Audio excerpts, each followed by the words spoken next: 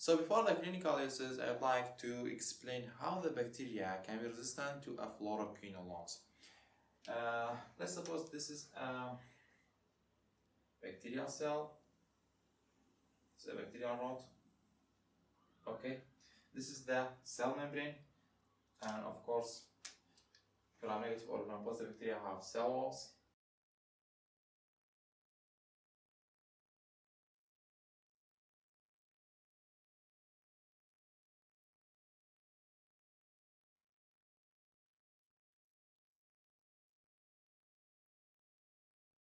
Okay, this is the peptidoglycan of the bacteria.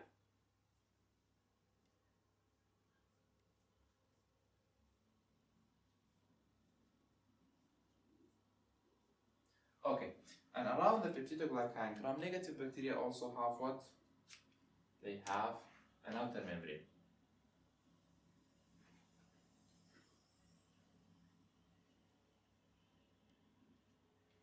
Okay.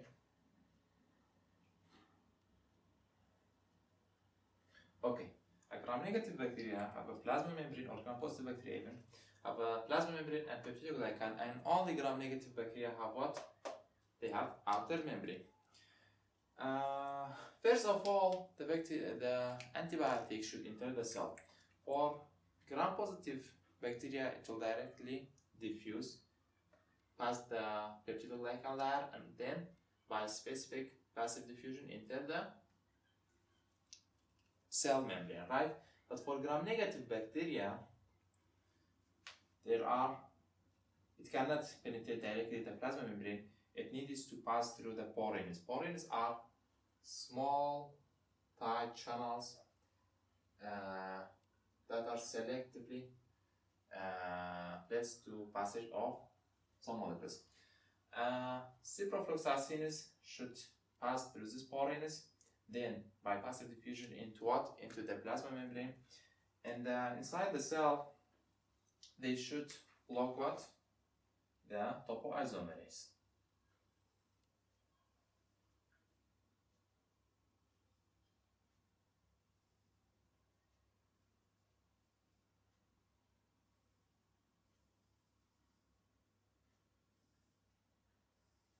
Okay. So, what are the mechanisms of resistance to the fluoroquinolones?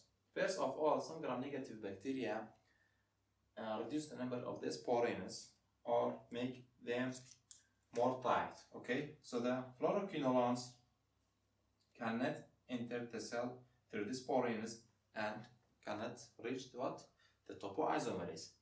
Secondly, some bacteria, once the antibiotic or the fluoroquinolones enter the cell, once the fluoroquinol is inside the cell, they make specific mechanism to kick it out, to pump the antibiotic out of the cell. Here they make special pumps.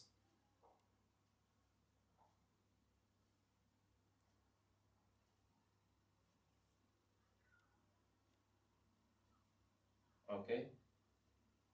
Through these pumps, the antibiotic will be pumped out of the cell.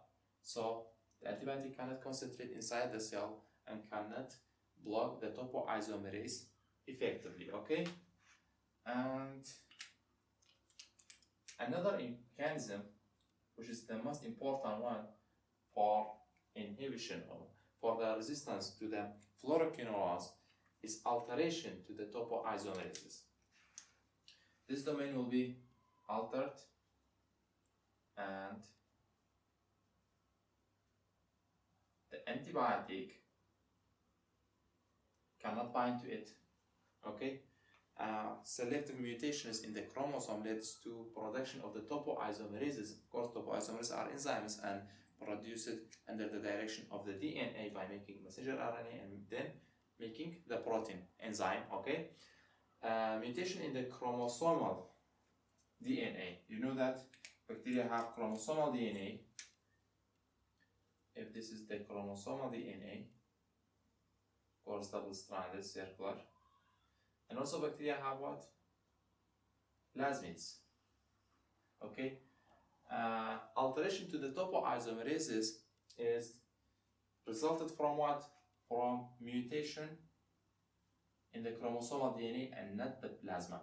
Due to selective mutations in the chromosome leads to production of the topoisomerases that the fluoroquinolones cannot recognize and cannot bind to it. So topoisomerase will be free and not inhibited, and there twists the over-twisted DNA strands. This is the most important mechanism of action to the resistance to the fluoroquinolone.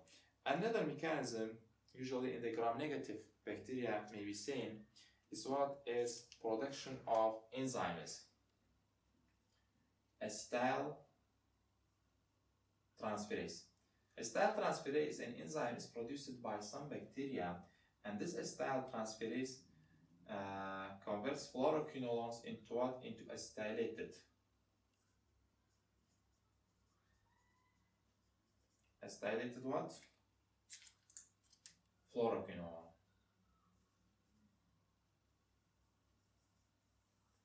And the acetylated fluoroquinolone again cannot bind to the topoisomerase, so this bacteria again will be resistant to the fluoroquinolones. So what are the four mechanisms of the resistance to the fluoroquinolones? First of all, in the gram-negative bacteria, reducing number of the porins or making them more narrow or changed it chemically, so the fluoroquinolone cannot enter the cell. Okay. And second one, the efflux pumps that pumps the fluoroquinolones out the cell once the fluoroquinolones reach inside the cell. And the third one, which is most important, is the alteration to the topoisomerase leakage domain, so the fluoroquinolone cannot identify the topoisomerase and cannot bind to it. And finally, production of the acetyltransferase, which is acetylates the fluoroquinolones, and the fluoroquinolones again cannot bind to the topoisomerase. This is about the mechanism of the resistance to the fluoroquinolones. Some bacteria are very resistant to the fluoroquinolones, and fluoroquinolones should not be used for infections due to this bacteria, including a specific type of the Staphylococcus aureus, which is called methicillin-resistant Staphylo aureus, MRSA. MRSA is very resistant to fluoroquinolones. Another one is Enterococci, but not Enterobacilli, which is sensitive. Enterococci is again very resistant to the fluoroquinolones, such as Ciprofloxacin, Levofloxacin, Moxifloxacin, and others. And also, you know that pneumococcus is only resistant to what? To Ciprofloxacin, while susceptible to others. And many other bacteria is developing resistance to the fluoroquinolones by any one of these mechanisms, such as E. coli, Salmonella, also Campylobacter, and many other bacteria developing, some strains of them developing resistance to the fluoroquinolones. Now let's talk about the clinical uses of the fluoroquinolones, starting with the ciprofloxacin. We are not focusing on the nalidixic acid as it's not clinically important. Its use is very limited to the urinary tract infection when it's concentrated in the urine.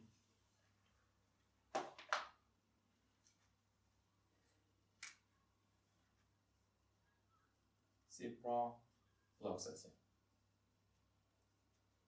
Okay, starting from the beginning, what's the first use of ciprofloxacin? Ciprofloxacin first used for what? GI tract infections. Okay.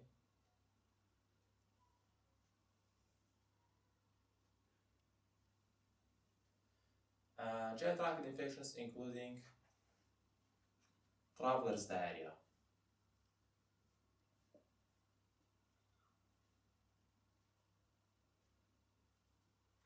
Also, it can be used for salmonellosis, salmonella infections of the GIT. Also used for Shigella.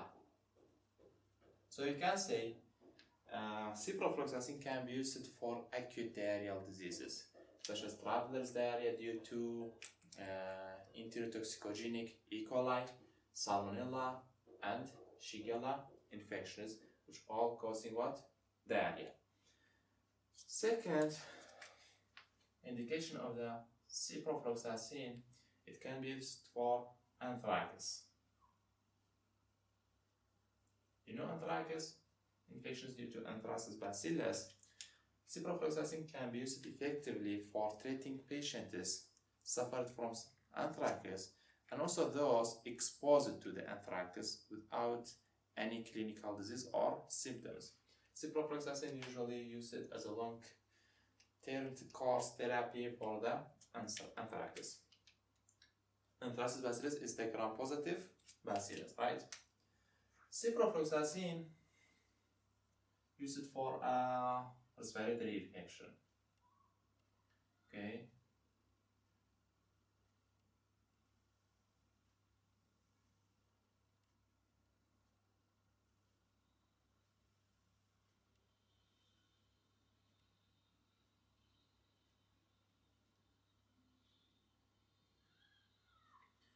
What's the respiratory infection that ciprofloxacin can be used? I told you that the ciprofloxacin cannot be used for Streptococcus pneumonia infection, okay, because it's ineffective against this gram-positive cocci. But sometimes we need ciprofloxacin in patients suffered from what? Cystic fibrosis.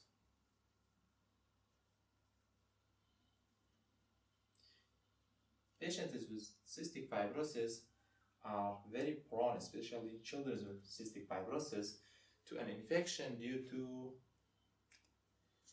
the gram-negative bacteria Pseudomonas aeruginosa.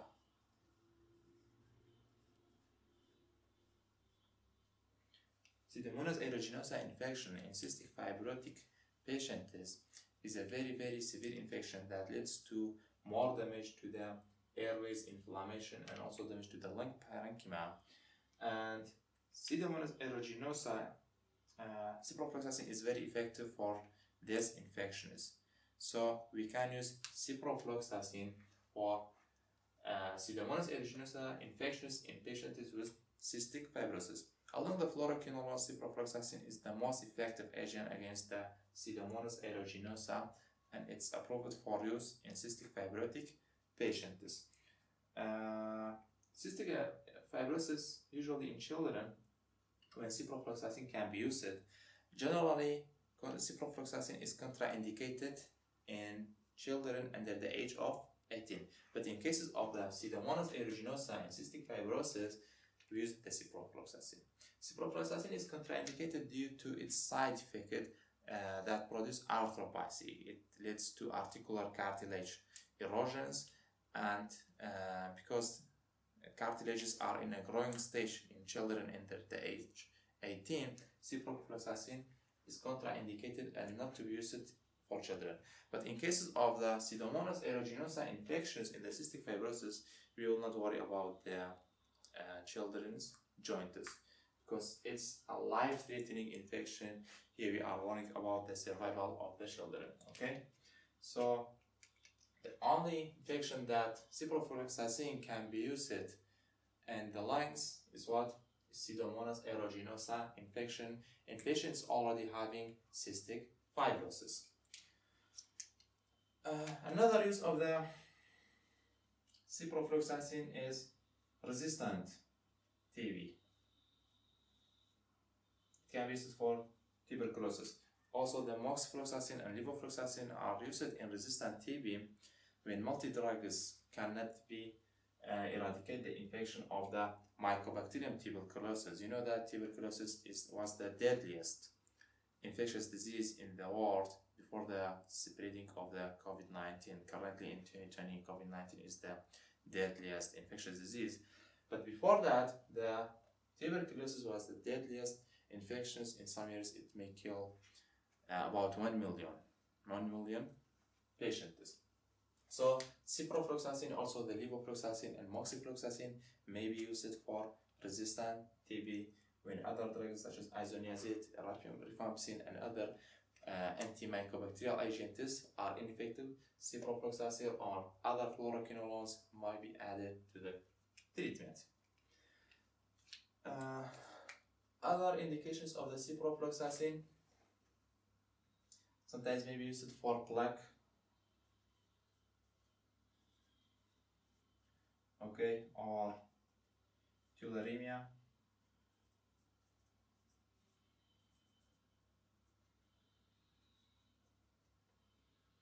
Okay, these are the most important indications of the ciprofloxacin, especially GI tract infections, traveler's diarrhea, salmonella, shigella, and they are all causing acute diarrheal disease.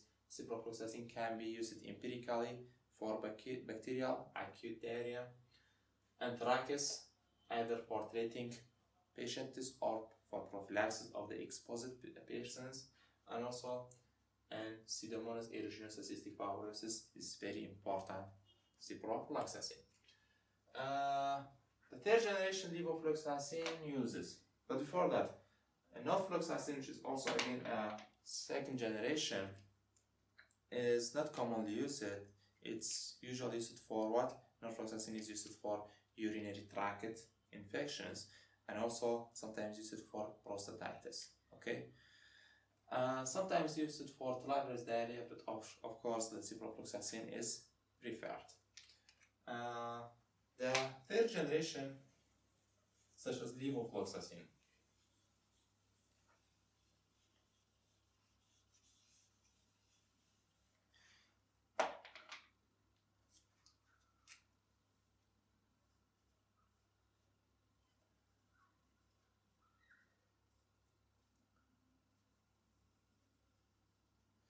first of all, levofloxacin can be used for pneumococcal pneumonia. Okay, as a respiratory infections.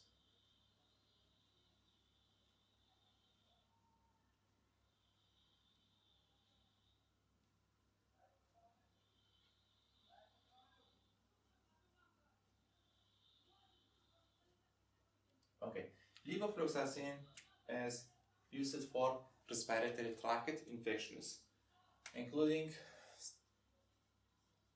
starting with what? Acute bacterial sinusitis,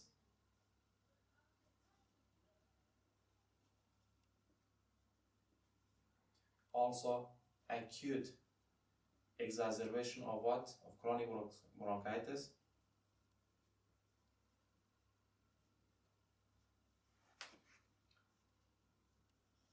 some patients have bronchitis, a chronic bronchitis, and when there is an acute bacterial infection, it's called what?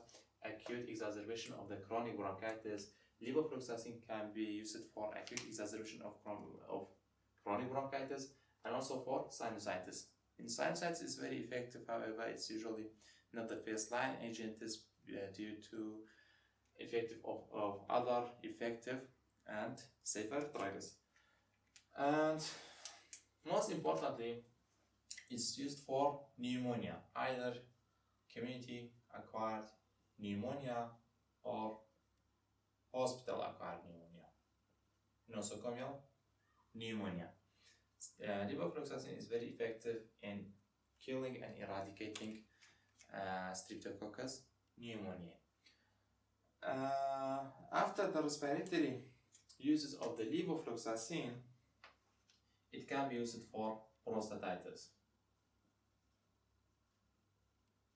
It's very, very effective in bacterial infection of the prostate. Ciprofloxacin sometimes may be used, but levofloxacin is usually preferred. And when we talk about the treating prostatitis, it needs a long duration of therapy, 2 weeks, 4 weeks, sometimes 6 to 8 weeks.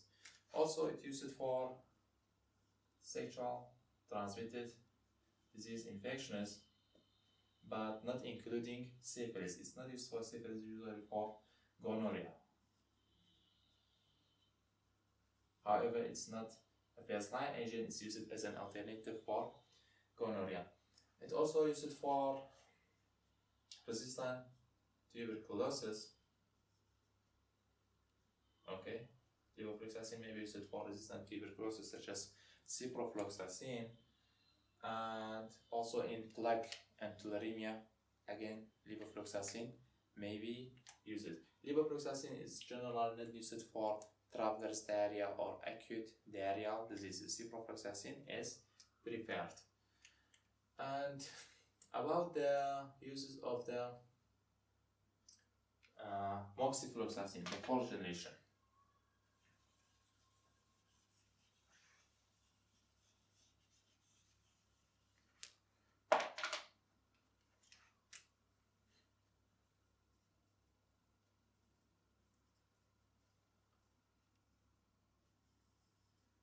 Moxifloxacin is also used for what? Respiratory tract infections,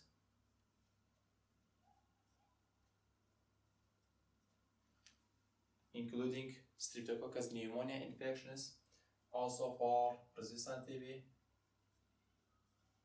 okay, and for intra-abdominal infections. Why intra-abdominal infections?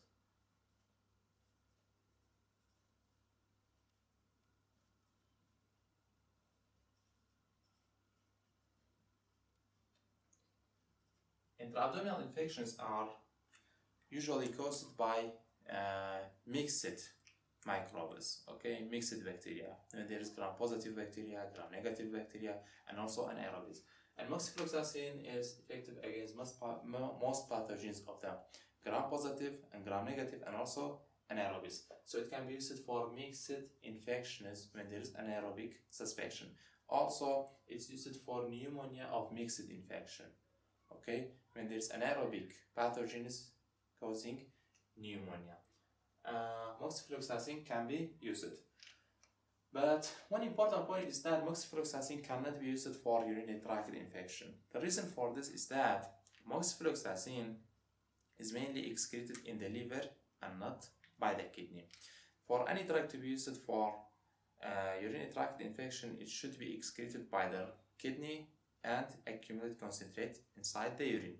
Moxifloxacin is not excreted by the kidney and not concentrate in the urine, so it cannot be used for urinary tract infection. But other fluoroquinolones, all of them, fluoroquinolones such as ciprofloxacin, norfloxacin, levofloxacin, even the naradixic acid can be used for urinary tract infections. The most common pathogen for the UTI, you know that, is the E. coli, is usually covered by the fluoroquinolones. And the second most common pathogen of the UTI, which is the Staphylococcus saprophyticus, is also covered by the levofloxacin and ciprofloxacin. And also, moxifloxacin is effective because it's not concentrated in the urine. It cannot be used for UTI caused by Staphylococcus saprophyticus, which is a normal flora in the vagina and usually transmitted to the urethral orifice due to sexual activity. Moxifloxacin, because, okay, then we talked about moxifloxacin more in the pharmacokinetics. These are the main uses of the moxifloxacin, but generally fluoroquinolones can be used for some indications such as osteomyelitis.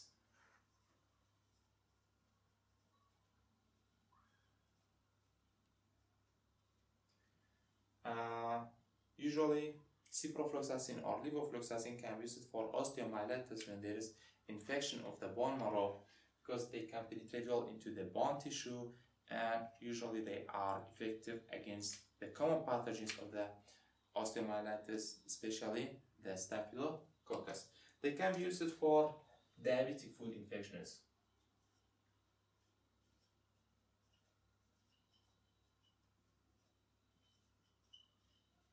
Diabetic foot infections, you know that it's a great problem to the diabetes mellitus patient is when their legs or foot will be infected. Levofloxacin or ciprofloxacin again can be used for diabetic foot infection, of course, in a combination with an anaerobes. Also, they can be used for skin infections. Ciprofloxacin and levofloxacin, okay, these are the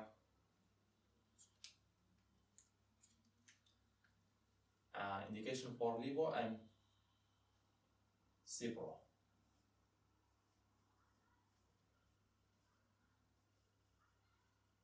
These are the mutual indication for the Levofloxacin and Ciprofloxacin, which can be used for osteomyelitis, diabetic foot infection, and also skin infections.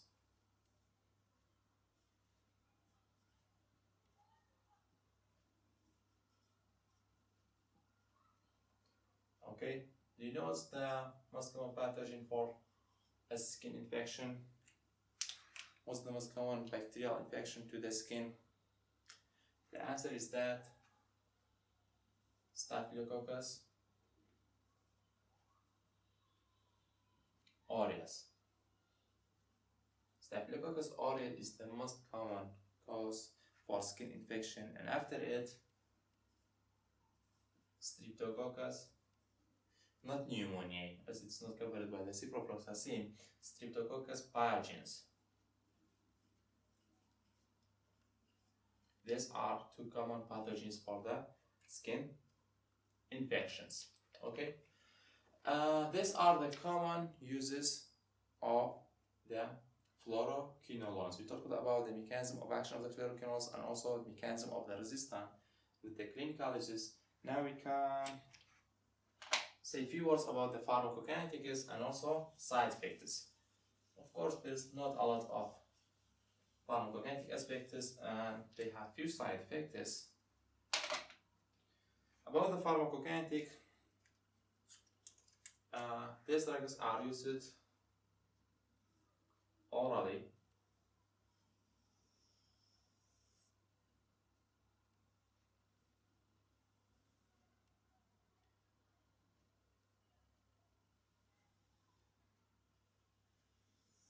Okay, and after that they go to the liver.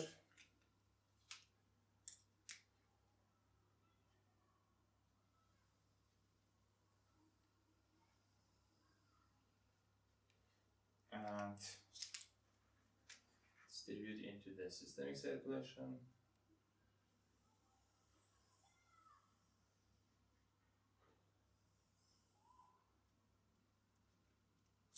Okay, these drugs, all the fluoroquinolones are available as what? As oral form, in tablets or capsules. After oral administration, they will be very rapidly and completely absorbed. Okay, after oral administration, the fluoroquinolones will be moved to the liver. About 80 to 100% of the drug will be absorbed, so they have a very high bioavailability. After that, they go to the liver, and some of them are metabolized, but mostly unchanged reach what? The systemic circulation.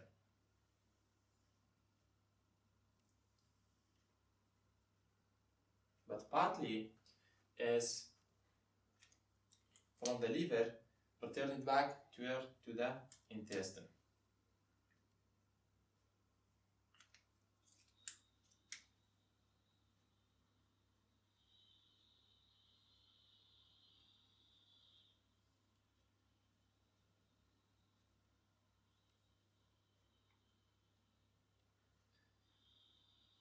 Okay, after absorption, part of the drug will be returned back into the bile and excreted into the intestine, and this is called what? Enterohepatic circulation. Okay, and mostly they move to the systemic circulation, and in the systemic circulation they will very rapidly and highly distributed into body fluids and tissues. But I should mention that they will not distribute well into the CNS. They cannot penetrate the blood-brain barrier. The exception is what? Is the ofloxacin. Ofloxacin, which is less commonly used is the second generation fluoroquinolones. It's very effectively penetrate the blood-brain barrier and reach high concentration in the cerebrospinal fluid. That's why the Levofloxacin sometimes used in what? In meningococcal disease, meningitis. Especially for the prevention of meningitis or meningococcal disease in patient is exposed to someone to the meningococci. Okay? Usually Levofloxacin is used for what? For the prophylaxis of the meningitis and not for the treatment. For prophylaxis of persons exposed to someone have meningitis, okay? Such as family members. And these drugs not only well distributed, but they even enter the intracellular, enter to the cells such as neutrophils and also macrophages and kill the intracellular organisms such as what? Such as Mycobacterium tuberculosis or even Mycobacterium avium complex. Mycoplasma pneumoniae may be used.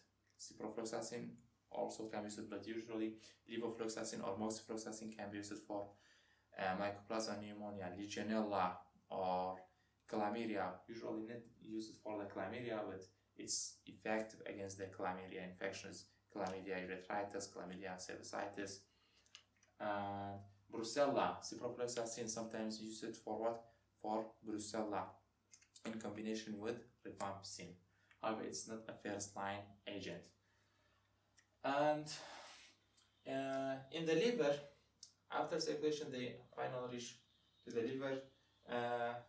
They are metabolized, but mostly they excreted unchangedly in the urine. Okay.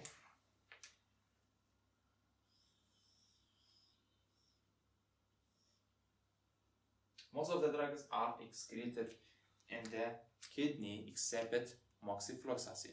That's why if a patient has severe renal impairment, we can still use Moxifloxacin, but if you use Ciprofloxacin, Levofloxacin or other fluoroquinolones, we should reduce the dose in severe renal impairment. And if the Moxifloxacin is mainly excreted through the bile by the liver, while the other drugs are excreted by the kidney. If someone has severe hepatic impairment, Moxifloxacin dose should be reduced, but the dose of this Ciprofloxacin and Levofloxacin can be used unchangedly. Okay, these are the clinical points related to the pharmacokinetics. These drugs are usually available orally, but IV preparations are also available for intravenous preparations are available for what? For Levofloxacin, Ciprofloxacin, and also Moxifloxacin. Okay.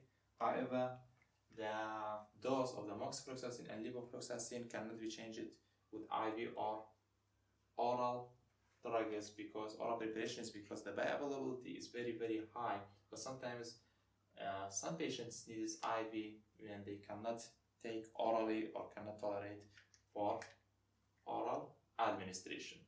These are some important points of the pharmacokinetics. And finally, we are going to the side effects of fluoroquinolones.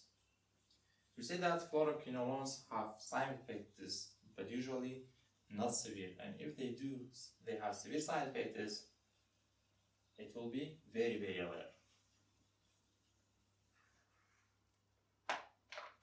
The first side effect of the fluoroquinolones could be what? Gastrointestinal side effects.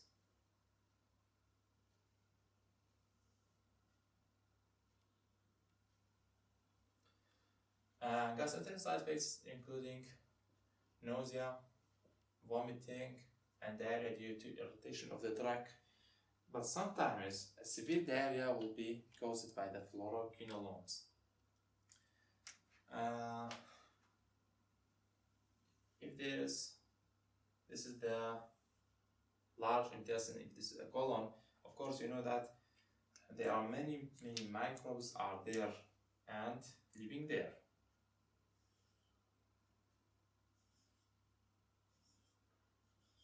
okay? But some people have a bacteria in the colon which is somewhat dangerous, okay? This bacteria is present in a very low number and concentration in the colon. The fluoroquinolone, when given, kill other bacteria in the colon, and all the nutrients will be available to this dangerous bacteria. And this dangerous bacteria is called what? Clostridium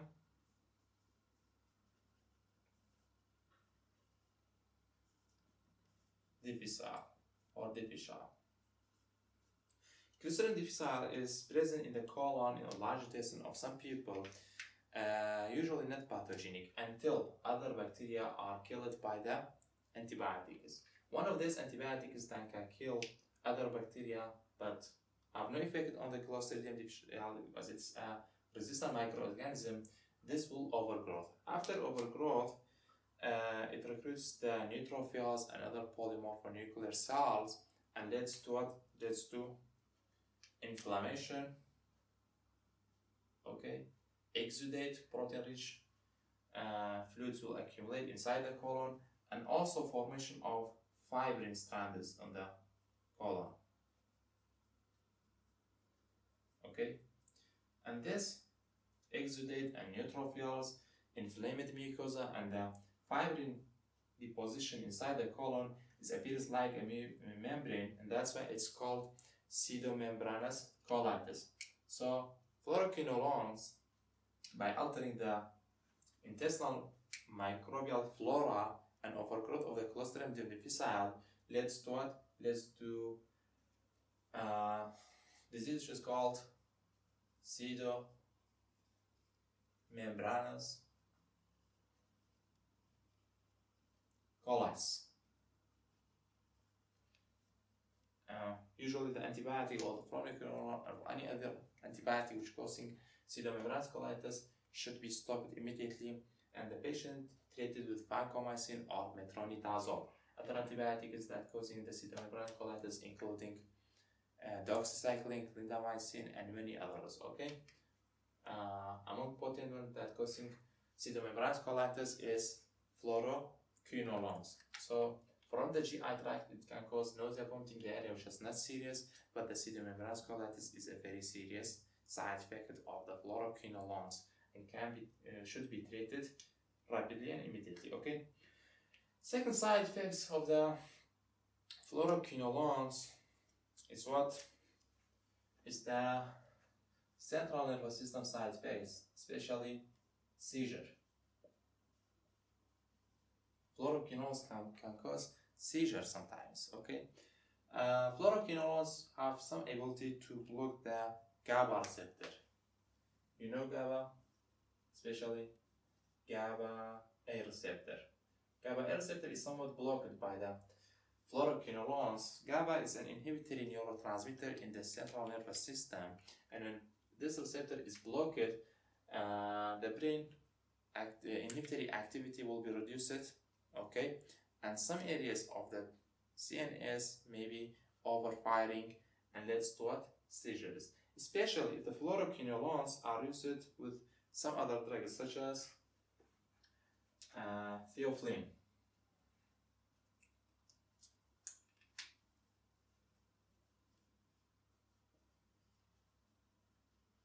Or some patients on heavy caffeine, they are susceptible for seizures, or if there is a central nervous system pathology or epileptic disease, or patients already on anti-epileptic drugs, because the ciprofloxacin will inhibit an enzyme in the liver which is called CYP cytochrome 450, CYP 3A4. CYP3A4 will be blocked by the fluoroquinolones. It's responsible for the metabolism of the theophylline and caffeine into what? Into inactive metabolites. And when it inhibited or blocked by the fluoroquinolones, this concentration will be increased, and they stimulate the brain more. Also, another drug which is metabolized by the CYP3A4 is the warfarin. Warfarin is metabolized by the CYP3A4 into inactive metabolites, but due to its blockage of the CYP3A4 by the fluoroquinolones, the warfarin concentration increases and the anticoagulant activity of the warfarin increases, and patients may suffer from spontaneous bleeding. So these are some clinical important drug interactions of the fluoroquinolones with theophylline, caffeine, and also warfarin.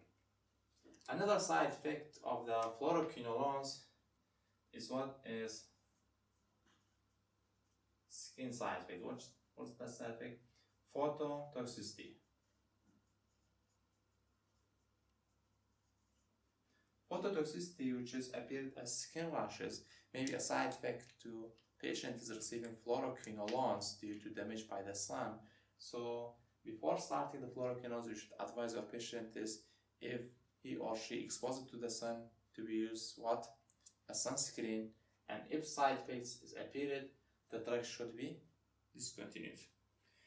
One more side effects to the fluoroquinolones is what is arthropathy.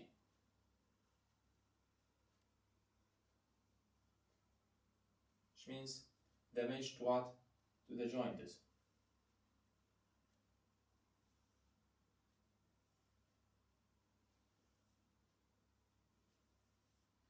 Arthropathy is usually appears in children under the age of what?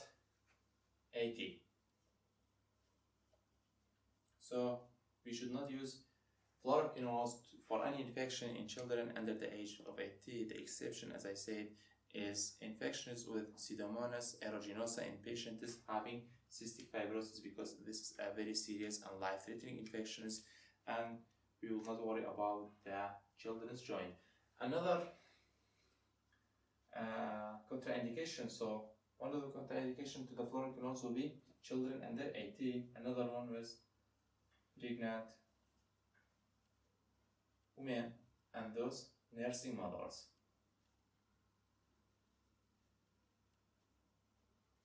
Again, because this is for the baby, as the drug can cross the placenta in the case of the pregnant woman and reach the baby joints and damage the cartilages, articular cartilages, and also in nursing mother because the drug is excreted in the milk and goes to the baby's joints.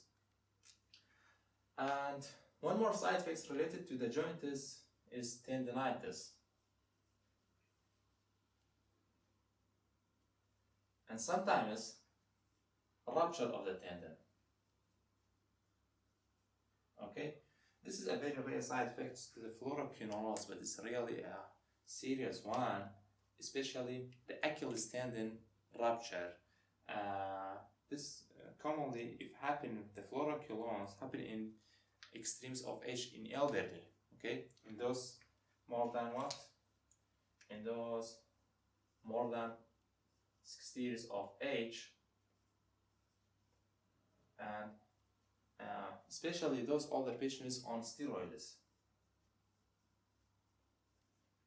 Some elder patients use steroids for any indications. These are more susceptible for damage to the tendons by the fluoroquinolones, and especially tendon rupture, Achilles tendon rupture. And another side effects to the fluoroquinolones, especially Moxifloxacin and also Levofloxacin sometimes, is changes in the electrophysiology, arrhythmia. Sometimes it leads to what? QT prolongation. What's QT? QT interval prolongation by the Moxifloxacin can be a serious side effects of this drug, or even sometimes by the Levofloxacin, and leads to what? Torsade de Pointes.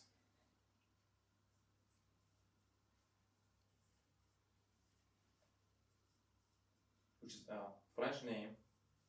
Torsade de Pointes is what's happening in Torsade de Pointes. Let's suppose this is an ECG.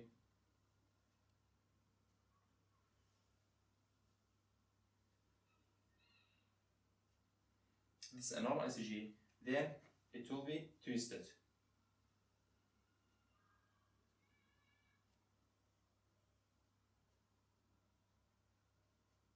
This is called torsion depointis when the electrical activity on an ECG will be twisted. This is called what torsion depointis, which is usually happen with what? With the Moxifloxacin and also Levofloxacin. Its occurs especially in patients have tendency to arrhythmia or already on antiarrhythmic drugs.